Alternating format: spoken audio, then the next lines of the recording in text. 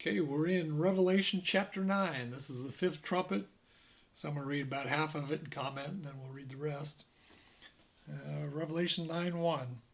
And the fifth angel sounded, and I saw a star fall from heaven unto the earth, and to him was given the key to the bottomless pit. And he opened the bottomless pit, and there arose a smoke out of the pit, as the smoke of a great furnace. And the sun and the air were darkened by reason of the smoke of the pit. And there came out of the smoke locusts upon the earth, and unto them was given power as the scorpions of the earth have power. And it was commanded them that they should not hurt the grass of the earth, neither any green thing, neither any tree, but only those men which have not the seal of God on their foreheads. And in them it was given that they should not kill them, but they should be tormented 5 months. And their torment was as the torment of a scorpion when he strikes a man. And in those days men shall seek death, and shall not find it, and shall desire to die, and death shall flee from them. So the star in 9:1 that falls, that's actually a picture of Satan. So he fell in the third trumpet.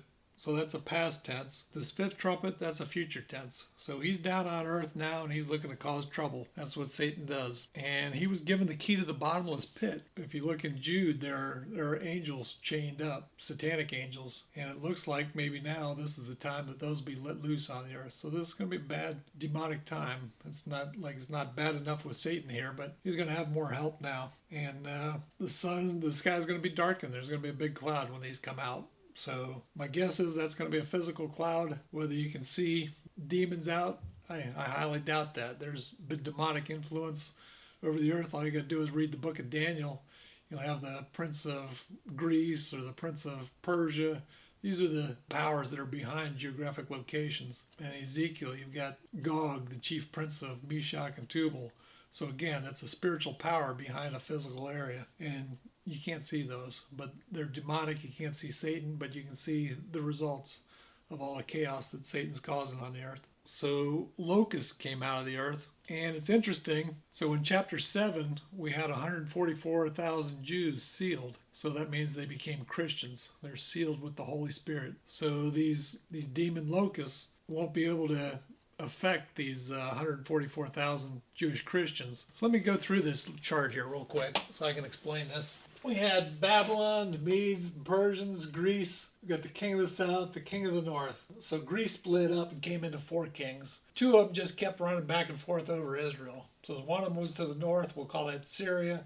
There's one to the south, we'll call that Egypt. These 2 fought each other for a couple hundred years at least. And then finally Rome overtook them. But now this king of the north, he was the type of Antichrist. There's a guy named Antiochus Epiphanes. He was a type of the Antichrist, so he took away the sacrifice and he set up an abomination of desolation. So in the future, we're going to have a new Roman Empire. So we talked about it in the video last week. And after that, we're going to have what's called the Antichrist. He's going to take over the new Roman Empire halfway through. So there's a 7-year period of time with the Roman Empire. The 10 kings of the Roman Empire are still going to be there. But instead of being ruled from Rome, it's going to be ruled by this new king of the north.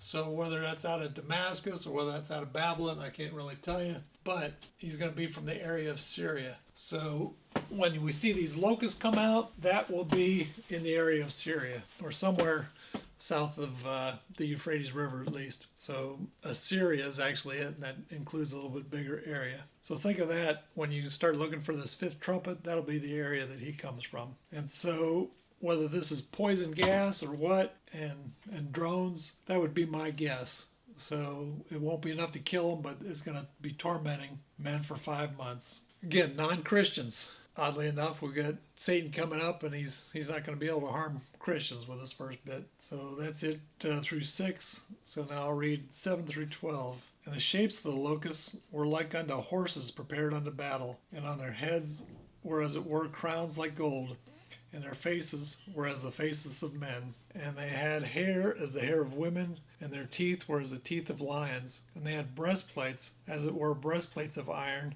and the sound of their wings was as the sound of chariots of many horses running to battle. And they had tails like unto scorpions, and there were stings in their tails, and their power was to hurt men 5 months. And they had a king over them, which is the angel of the bottomless pit, whose name in the Hebrew tongue is Abaddon, but in the Greek tongue his name is Apollyon. One woe is past, and behold, there are two woes more hereafter. So we've got that description. Looks like a cross between a grasshopper and some kind of metallic army or lion. It's got all kinds of stuff in it. So John is doing the best in his first century world to describe what's coming. What that actually is anybody's guess. But when you see a big cloud around Syria somewhere and there's maybe poison gas coming out and people are in torment for 5 months, this is what we're looking for.